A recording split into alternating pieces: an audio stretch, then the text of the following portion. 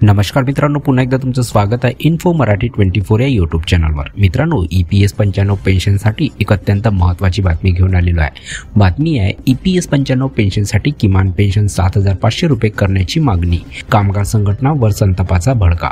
मित्रांनो, नेमकं काय आहे या बातमीमध्ये आपण नक्की बघूया, पण त्याआधी जर तुम्ही आपल्या चॅनलवर नवीन असाल तर चॅनलला सबस्क्राइब करून बाजूला दिलेल्या बेल आयकॉनला नक्की क्लिक करा। व्हिडिओ जर कामाचा आणि महत्त्वाचा वाटला तर व्हिडिओला लाईक करून आपल्या मित्रपरिवारासोबत नक्की शेअर करा। आणि हो मित्रांनो, व्हिडिओला शेवटपर्यंत नक्की बघा, जेणेकरून तुमच्याकडून कोणतीही माहिती सुटणार नाही। मित्रांनो, कर्मचारी भविष्य निर्वाह निधी संघटना म्हणजे EPFO आणि केंद्र सरकारनंतर आता किमान पेन्शनबाबत कामगार संघटनावर रोष व्यक्त केला जात आहे। पेन्शनधारक कामगार संघटनाच्या कार्यसंस्कृतीवर सतत प्रश्न उपस्थित करत आहेत। पेन्शनधारक काय विचार करत आहेत, मागणी काय आहे, कोण काय म्हणत आहे, येथे आपण सविस्तर बघूया। पेन्शनर गौतम चक्रवर्ती म्हणाले की अनेक कामगार संघटनांनी किमान पेन्शन 5,000 रुपये करण्याची मागणी केली आहे। हरियाणा आणि महाराष्ट्र NSC चळवळीचे जन्मस्थान येथील विजय आणि हिमाचल प्रदेशातील काँग्रेसने केलेल्या गैरकृत्यामुळे उत्साहित, जिथे मोफत देणग्यामुळे तिजोरीत पाणी साचले आहे। टीम मोदी एकतर EPS 95च्या मुद्द्याकडे दुर्लक्ष करतील किंवा लाभार्थ्याच्या सध्याच्या पेन्शनमध्ये फक्त 1,000 रुपये वाढवतील। ESIC किंवा इतर योजनाद्वारे वैद्यकीय लाभ वाढवले जातील। सनत रावल म्हणाले की कामगार संघटनेची मागणी फक्त 5,000 रुपये आहे। सर्व कामगार संघटनांनी NSCला पाठिंबा द्यावा आणि कामगार कर्मचाऱ्यांच्या कल्याणासाठी आवाज उठवावा।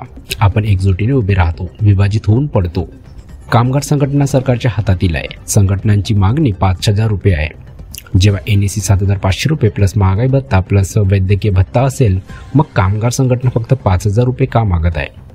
सत्यनारायण हेडगे म्हणतात की EPFO 95 योजनेच्या सुरुवातीपासून कामगार संघटना नेहमीच कर्मचाऱ्यांच्या विरोधात आहेत।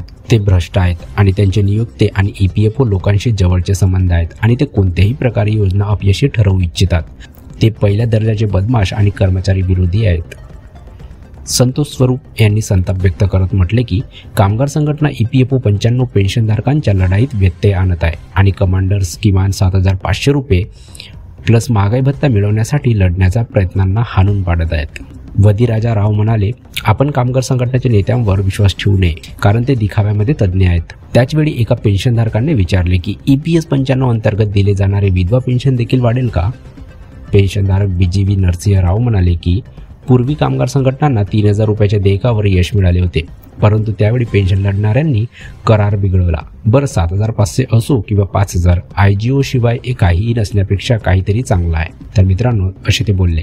तर मित्रांनो, कशी वाटली ही कामाची आणि महत्त्वाची बातमी? जर बातमी कामाची आणि महत्त्वाची वाटली असेल तर व्हिडिओला लाईक करून आपल्या मित्रपरिवारासोबत नक्की शेअर करा। तसेच जर तुम्ही आपल्या चॅनलवर नवीन असाल तर चॅनलला सबस्क्राईब करून बाजूला दिलेल्या बेल आयकॉनला नक्की क्लिक करा। व्हिडिओ बघितल्याबद्दल खूप खूप धन्यवाद।